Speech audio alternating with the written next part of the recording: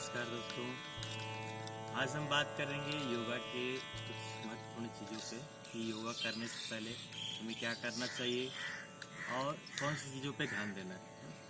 तो आज का हम लोग सत्र से स्टार्ट करते हैं। थोड़ा ध्यान से देखिए कि ये छोटी छोटी चीज़ होती है जो हम लोग गलती करते हैं, जिसको हम आज सुधार सकते हैं।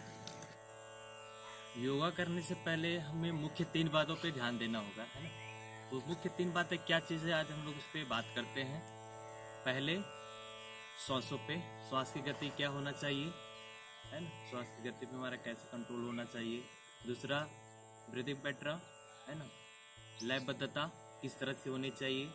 और थर्ड पॉइंट होती है माइंड कंसंट्रेशन, ध्यान की स्थिति कैसे होनी चाहिए। ये हम इन सब बातों को बात करेंगे, है ना, क्योंकि जब तक हमारा मन स्थिर नहीं रहेगा, हमारा श्वास की गति सही नहीं रहेगी, तब तक हमारा माइंड कंसंट्रेशन पावर सही नहीं होगा। और जब ये तीनों चीज सही नहीं रहेगी तो हमको शांति का अनुभूति नहीं हो सकता। तो इन सब चीजों को ध्यान रखते हुए योग करना होगा, है ना। तो कैसे करेंगे, तो श्वास को स्थिर कर लेंगे, शांत बैठ जाएंगे इस तरह से थोड़ी देर के लिए और अपने ध्यान को एकाग्रचित करेंगे।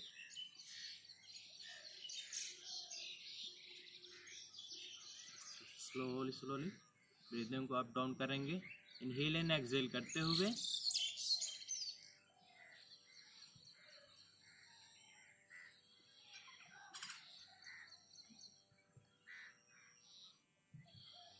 इस तरह से श्वासों को स्थिर करेंगे। दूसरी चीज, बैठने की स्थिति। जब हम योग करें तो कौन कौन सी बैठने की स्थिति होती है, उन सब पे आज हम लोग चर्चाएं करेंगे, है ना।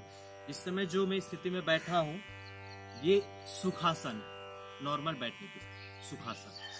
हम इसमें ज्ञान मुद्रा भी लगा सकते हैं, कृष्ण मुद्रा लगा सकते हैं, विष्णु मुद्रा लगा सकते हैं, और अपान वायु मुद्रा, जो भी मुद्रा आपको अच्छा लगे लगा सकते हैं। बस उसके भी अलग अलग नियम होती है। मैं आगे आपको वीडियो में धीरे धीरे एक चीज़ बताते रहूँगा मुद्राओं के बारे में, और कौन सी मुद्रा करने से क्या लाभ होती है। इन सब चीज़ों के बारे में लोग चर्चाएं करते रहेंगे। आज से हम लोग योग का नया सत्र स्टार्ट कर रहे हैं। इसके पहले हमारे चैनल में आप लोगों ने देखा मार्शल आर्ट के बारे में, जिम्नास्टिक के बारे में। तो हमारा ये लॉकडाउन के समय में एक नया प्रयास है आप लोग के लिए। बैठने की स्थिति में हम लोग बात करते हैं। जो हम लोग इस समय मैं बैठा हूँ वो स्थिति है सुखासन। सुख मतलब एक अच्छा चीज का अनुभव होना। सुख मतलब भी समझ के होंगे कि सुख एक अच्छा चीज का अनुभव होना है ना। आसन तो आप जान ही रहे हैं, बैठने की कोई स्थिति होती है हम उसको आसन या मुद्राएं बोलते हैं ना। तो ये है सुखासन। इसके बाद सेकंड होता है सिद्धासन। सिद्धासन में कैसे रहेगा, थोड़ा सा अंतर होगा, हमारा पैर इस तरह से चढ़ेगा और नजदीकों में ऐसे सटेगा। ये हो गया सिद्धासन, जो अक्सर हमारे ऋषि मुनि लोग, योगी लोग बैठते हैं, है ना। बहुत सारी क्रियाएं होती है जिसमें हम लोग सिद्धासन में बैठकर करते हैं। और जब हम लोग एक चीज़ और होती है, सुखासन में बैठते हैं, तो सुखासन ऐसे बैठना चाहिए कि दोनों साइड से मेरा ये पैर ऐसे पकड़ा जाए, है ना। ये होता है सही बैठने की तरीका सुखासन। मतलब जब हम यहाँ हाथ रखें तो ये दोनों अंगूठा ऐसे मुझे टच हो जाना चाहिए इस तरह, हाथ साइड से, है ना। तो ये हो गया सुखासन में बैठने की तरीका। दूसरा है ये सिद्धासन में बैठने की तरीका है ना। थर्ड आते हैं आपका पद्मासन। पद्मासन में कैसे बैठना है, इसको कैमल पोज बोलते हैं।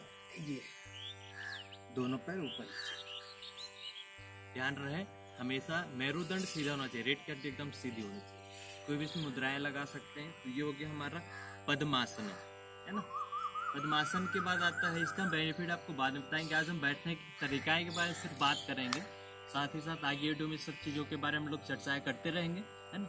अभी हम लोग बात कर रहे हैं पद्मासन में कैसे बैठना है। तो ये हो गया पद्मासन में बैठने के, हमेशा मेरुदंड सीधा होना चाहिए, गर्दन सीधी। और जब भी हम मुद्राएं लगाएंगे तो हमारा हाथ बाहर क्यों नहीं निकलना चाहिए, हाथ हमेशा स्थिरता में होना चाहिए इस तरह से। ये हो गया ज्ञान मुद्रा, ये हमारा ध्यान मुद्रा, ये ध्यान मुद्रा का सेकंड पार्ट है ना। तो ये अलग अलग मुद्राएं होती है जिसमें हम लोग बैठ कर सकते हैं। फोर्थ आप लोग बात करते हैं वज्रासन। वज्रासन में कैसे बैठना है, दोनों पैर इस तरह से एक्शन में रखेंगे सीधे। ध्यान रहे वज्रासन भी बहुत लोग गलत बैठते हैं। अगर ऐसे बैठते हैं तो ये वज्रासन नहीं है, ये वज्रासन नहीं है। हम इसको बेबी पोज बोल सकते हैं या बाल आसन बोल सकते हैं ना। ये वज्रासन नहीं है। वज्रासन में हमेशा दोनों पैर इस तरह से सटा हुआ रहना चाहिए, है ना। नीतम पीछे एकदम टच हुआ, पीछे पैरों में फ्लैट में, और सीधे होना चाहिए रेट के, हाथ दोनों फ्यूमर बोन के पास इस तरह से। ये हो गया वज्रासन। वज्रासन के बाद आता है गोमुख आसन। गोमुख आसन कैसे बैठेंगे, थोड़ा सा अंतर है इसमें, है ना। राइट लेग को इस तरह से बेंड कर लेंगे पहले दाएं साइड दम के पास, और लेफ्ट लेग को जस्ट इसके ऊपर समय स्थिति इस तरह। तो ये हो जाता है हमारा गोमुख आसन, है ना। ये हो गया गोमुख आसन।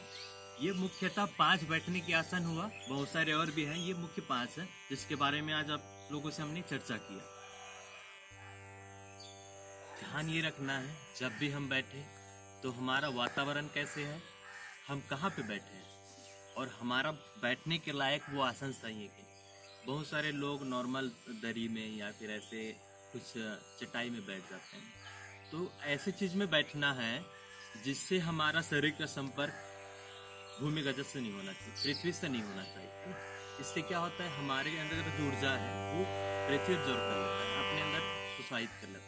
तो ये चीज़ नहीं होना चाहिए। बैठने की स्थिति भी देखना बहुत महत्वपूर्ण है कि हम कैसे बैठे हैं और किस जगह पे बैठे हैं, आसपास का वातावरण उस लायक है कि नहीं, योग के लायक है कि नहीं, ये देखना बहुत जरूरी होता है।